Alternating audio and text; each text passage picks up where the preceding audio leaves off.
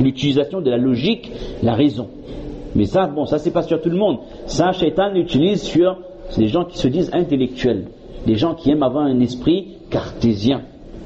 Ils aiment bien cogiter, ils aiment bien comprendre d'eux-mêmes, d'accord? Ils croient que ce qu'ils voient. Et donc, si Shaitan vous pousse à la réflexion, ben il arrive à une logique qui a causé sa perdition. Dans le verset qu'on a lu, khalaqtani, quand il a refusé de se prosterner devant Adam alayhi salam, khalaqtahu min tinin,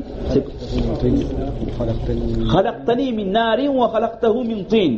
Shaitan dit que, oh Allah, comment moi je me prosterne devant lui? J'ai été créé de feu, lui il a été créé de terre, alors que le feu est supérieur à la terre. Il a utilisé sa logique. Pour lui la logique, na'udhu billah, il a fait passer la logique sur l'ordre d'Allah. Et donc Shaitan peut utiliser cette même logique pour induire l'être humain en erreur. Pousser la réflexion, dit que oui d'accord, on accepte qu'Allah est unique, c'est un seul Dieu. Allah, mais si Allah a toujours existé, mais au début il y avait quoi? Avant qu'Allah ne s'établisse sur son trône, mais toute chose a un commencement, etc., jusqu'à ce il arrive à nous faire douter, même na'udhu billah, sur l'existence d'Allah.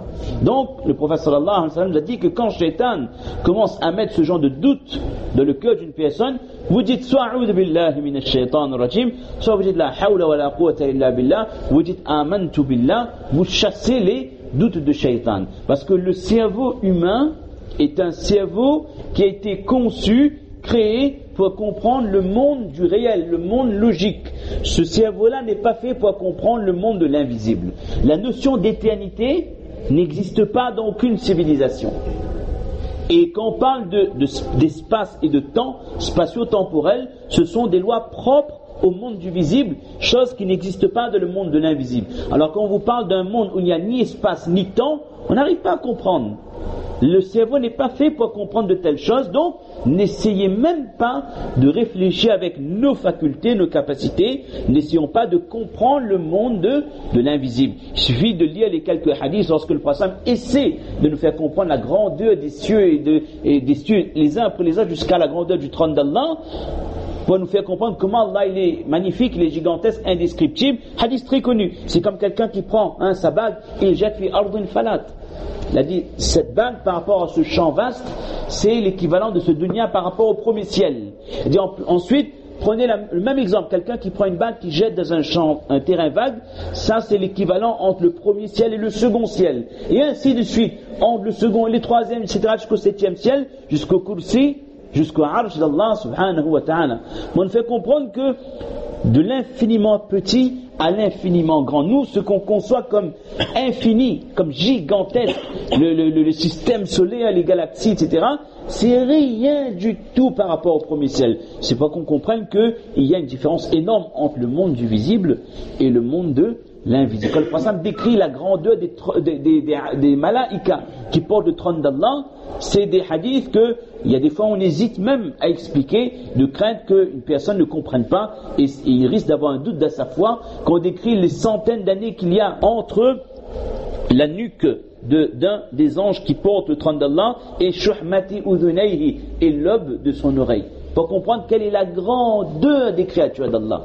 Alors n'essayons même pas maintenant d'imaginer la grandeur d'Allah subhanahu wa ta'ala. Donc c'était là quelques exemples qu'on a voulu donner, les pièges de Shaitan. Attention, la pédagogie de Shaitan à travers l'histoire des descendants de Nuh alayhi salam. Premièrement, quand il les a fait sombrer vers l'idolâtrie, Shaitan également peut embellir les péchés. Attention, ar-raja'ul kadib, les faux espoirs. De toute façon Allah te pardonnera. At-taswif, le futur, tu demanderas pardon mais plus tard, quand tu seras majeur, quand tu vas te marier, quand tu auras 40 ans. 40 ans c'est la sagesse, pas besoin de laisser ta barbe pousser, raser. Quand tu seras à la retraite, tu vas laisser ta barbe pousser, puis il pousse, il blanchit direct, tu auras la barbe blanche. Donc c'est 2 en 1, beaucoup plus facile. On va sauter une étape, d'accord, et puis il va dire que non après. Bref, at-taswif, plus tard. Là où remettre en question le destin, j'aurais dû faire ça et il fallait pas, et ça mine quelqu'un psychologiquement, ça vous détruit. C'est à chaque fois que vous faites un choix, si vous vous trompez, vous dites j'aurais dû, vous culpabilisez, alors que ce n'est que le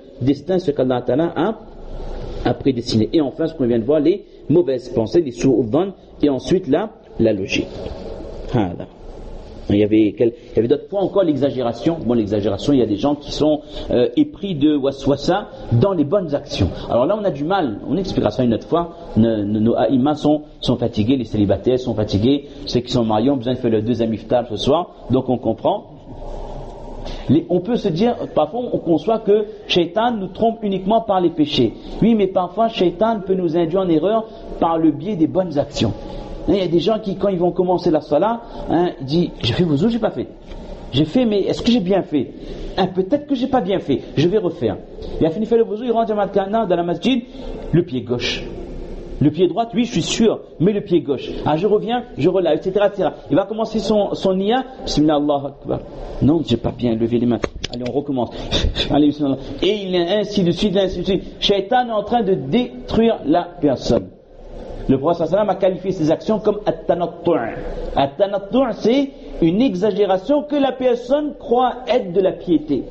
La personne pense que c'est de la piété, mais en fait, Shaitan instaure le doute de votre esprit, jusqu'à ce qu'à un moment donné, vous allez voir les bonnes actions comme étant trop difficiles. C'est une montagne. C'est pour ça que le prophète me dit que faïda azamta fatawakkal ala Allah. Quand vous avez pris une décision, tawakkal ala Allah, ne revenez pas en arrière. Et si on analyse les masaïl de fiqh, il dit également que si une personne a fait son wudu et qu'en faisant la salat, il voit son pied, il y a une petite tache blanche. Vous savez, quand la peau est sec, n'a pas été lavée, qu'il ne regarde pas. Regarde pas. Il ne faut même pas essayer de penser, peut-être que là, ça n'a pas été lavé. Tu as fait ton wudu, tu l'as complété, il se barre le wudu, maintenant ne regarde plus. Également, une fois, on était en train de faire le tawaf en Umrah, on a entendu Cheikh Shouraim qui faisait un dars, qui expliquait aux gens des ahkam de fiqh. Il y a une personne qui pose une question, dit Cheikh, voilà, moi j'ai des waswasa. Quand je fais mon Umrah avec le ihram, j'ai l'impression que j'ai des pertes d'urine. D'accord? On appelle ça en arabe tasalsul al-bawl, des pertes d'urine, un peu d'incontinence urinaire, dit comment il faut faire.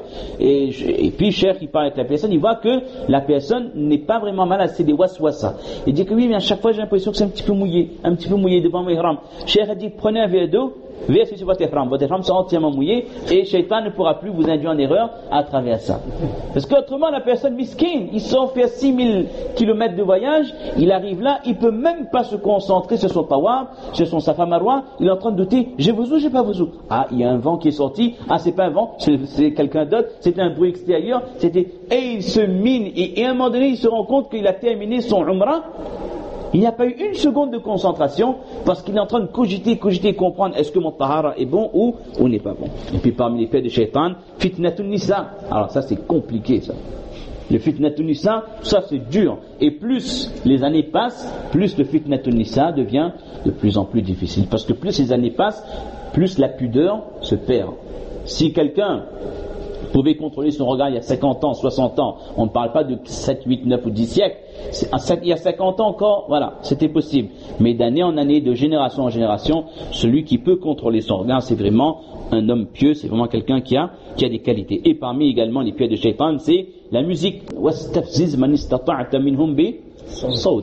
Ça fait partie des pièges et des armes que Shaitan a eu détourner les gens par le biais de sa voix. Et selon certains savants, c'est Shaitan qui inspire les artistes entre guillemets, pour leurs chansons, qui fait qu'il y a des fois vous écoutez une musique, il y a un rythme tellement attrayant, qu'on se rend compte qu'il y a assurément quelque chose de satanique. Assurément. Une fois il n'y a pas de quoi être fier, j'étais dans l'avion et parfois quand on est un petit peu claustrophobe, on essaie de se divertir comme on peut. J'ai entendu à la fin générique d'un dessin animé, j'ai entendu quelques secondes, j'ai débranché l'écouteur tout de suite, je me dis qu'il y a quelque chose de satanique dedans. Je ne vous dirai pas quel dessin animé, je ne vous dirai pas qui est la chanteuse. Quelques secondes, je me suis dit qu'il y a quelque chose de pas normal dedans. C'est pas possible, il y a un truc qui cloche. Et quelques temps après, je lis un article sur internet concernant cette chanteuse. Elle prend des bains de sang, des trucs comme ça, et les gens commencent à comprendre qu'elle observe des rites sataniques.